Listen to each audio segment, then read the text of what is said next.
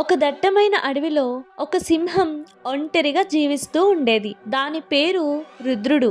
రుద్రుడు అపారమైన బలవంతుడు, కానీ ఎవరితోనూ స్నేహం చేసేవాడు కాదు. తన గుహలో ఒంటరిగా ఉంటూ తన శక్తితో దొరికిన ఆహారాన్ని మాత్రమే తింటూ ఉండేవాడు. అడవికి తానే రాజు అయినా ఆ రాజరికం కేవలం భయాన్ని మాత్రమే పంచేది. రుద్రుడు చేసే భయంకరమైన గర్జనకు అడవిలోని జంతువులన్నీ దూరంగా పారిపోయేవి. అదే అడవిలో ఒక తెలివైన చిన్న మేక ఉండేది. దాని పేరు చింటూ. చింటూ చాలా సంతోషంగా నవ్వుతూ ఉండేది. చిన్నదైన దాని మనసులో ధైర్యం, ఇతరులతో కలిసిమెలిసి ఉండాలనే ఆనందం ఉండేవి. ఒకరోజు చింటూ గడ్డి మేస్తూ, ఆహా ఆహా, ఈ గడ్డి ఎంత రుచిగా ఉంది, ఈ అడవి ఎంత ప్రశాంతంగా ఉంది అంటూ హాయిగా ఆహారం తింటూ ఉంది. అంతలో అడవిని రుద్రుడి గర్జన వినిపించింది. ఆ గర్జన వినగానే జింకలు, కుందేళ్ళు, కోతులు అన్ని జంతువులు భయంతో పరుగులు తీశాయి. కానీ చింటూ మాత్రం ఆగిపోయింది. ఎందుకీ సింహం అందరినీ ఇలా భయపెడుతోంది? బలం ఉన్న వాళ్ళు ఆ బలాన్ని మంచికి ఉపయోగించాలి కదా. ఆ ధైర్యంతోనే గర్జన వస్తున్న శబ్దం వైపు మెల్లగా అడుగులు వేసింది. చింటూ రుద్రుడి గుహ ముందర నుంచొని ధైర్యంగా చూస్తూ ఉంది. సింహం మరింత గట్టిగా గర్జించింది. నువ్వు నా గర్జన విని పారిపోలేదా? నా ముందు ఇంత ధైర్యంగా ఎలా నిలబడ్డావు? రుద్రుడు అహంకారంతో అడిగాడు. చింటూ భయపడకుండా, మహారాజా, మీరు అడవికి రాజు, మీరు ధైర్యవంతులు, బలవంతులు, కానీ మీ బలము అందరినీ భయపెట్టడానికి కాదు, అందరినీ కాపాడడానికి ఉపయోగిస్తే బాగుంటుంది. ఒంటరిగా ఉండడం కంటే స్నేహంగా ఉంటే వచ్చే ఆనందమే వేరు కదా. రుద్రుడు ఆ మాటలు పట్టించుకోలేదు. తన బలమే గొప్పది అనుకొని గుహలోకి వెళ్ళిపోయాడు. కొన్ని రోజుల తర్వాత అడవిలో పెద్ద వర్షం ప్రారంభమైంది. ఆకాశం చిల్లు పడినట్టు కుండపోతగా వర్షం పడుతుంది. చింటూ ఇల్లు ఆ వర్షానికి కొట్టుకుపోయింది. చింటూ తడుస్తూ చలికి వణుకుతూ ఒక చెట్టు కింద నిలబడింది. అటుగా వస్తున్న రుద్రుడు చింటూని చూసి ఆగిపోయాడు. ఏమైంది? ఇంత వర్షంలో తడుస్తూ వణుకుతూ ఉన్నావు అని అడిగాడు. మహారాజా, నా ఇల్లు వర్షంలో కొట్టుకుపోయింది, తలదాచుకోవడానికి కూడా చోటు లేదు. రుద్రుడికి కొద్దిగా జాలి కలిగింది. సరే, నా గుహలోకి రా, ఈ వర్షం తగ్గే వరకు ఉండు. అమ్మో, మీరు నన్ను చంపి తింటారేమో. భయపడకు, కష్టంలో ఉన్న అతిథులను నేను ఏమీ చేయను.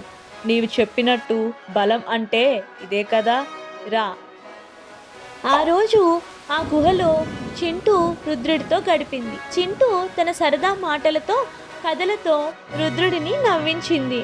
ఒంటరిగా గంభీరంగా ఉండే రుద్రుడు చింటూతో మాట్లాడినంతసేపు ఎంతో ఆనందించాడు. వర్షం తగ్గాక చింటూ వెళ్ళడానికి సిద్ధమైంది. చింటూ, నీతో మాట్లాడడం నాకు చాలా ఆనందంగా ఉంది, కానీ నాతో ఎవరు స్నేహం చేయరు, అందరూ భయపడతారు అంటూ తన మనసులోని ఒంటరితనాన్ని, బాధను మేకకు చెప్పాడు రుద్రుడు. మహారాజా, మీ నిజాయితీ నాకు సంతోషాన్ని కలిగించింది. సరైన సమయం వచ్చినప్పుడు మీ బలాన్ని మంచి కోసం వాడండి, అందరూ మీతో స్నేహం చేస్తారు అని చెప్పి చింటూ అక్కడి నుండి వెళ్ళిపోయింది. కొంతకాలం గడిచింది. అడవిలో ఒక పెద్ద ప్రమాదం వచ్చింది. ఒక భయంకరమైన, క్రూరమైన పులి ఆ అడవిలోకి ప్రవేశించింది. ఆ పులి రోజుకు జంతువును వేటాడి చంపుకు తింటుంది. దీంతో జంతువులన్నీ భయంతో వణికిపోయాయి. జంతువులన్నీ ఒక చోట సమకూడి ఈ పులి బెడదకు పరిష్కారం ఎలా అని ఆలోచిస్తూ ఉన్నాయి. మనమందరం కలిసి పోరాడలేము, పులి చాలా బలంగా ఉంది, ఎవరైనా బలవంతులు మనకు సహాయం చేయాలి.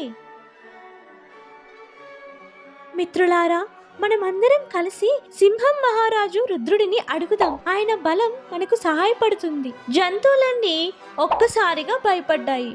అమ్మో, రుద్రుడి గర్జన అంటేనే మాకు భయం, ఆయన్ని అడిగే ధైర్యం మాకు లేదు. సరే, అయితే నేను ఒక్కడనే వెళ్ళి మాట్లాడి వస్తాను. చింటూ సింహం గుహ వద్దకు వచ్చింది. మహారాజా, మీ బలాన్ని మంచికి ఉపయోగించాల్సిన సమయం వచ్చింది. అడవిలోకి ఒక భయంకరమైన పులి వచ్చింది. అది జంతువులన్నింటినీ చంపుతోంది. మీరు ఆ పులితో పోరాడి దాన్ని తరిమివేస్తే జంతువులన్నీ హాయిగా సురక్షితంగా జీవిస్తాయి. మీరు ఈ అడవికి నిజమైన రాజు అవుతారు అని చింటూ విన్నవించుకుంది. సరే, నా బలం కేవలం భయపెట్టడానికి కాదు అని నిరూపించుకుంటాను. రుద్రుడు ఆ భయంకరమైన పులిని వెతికి దానితో ఘోరంగా పోరాడాడు.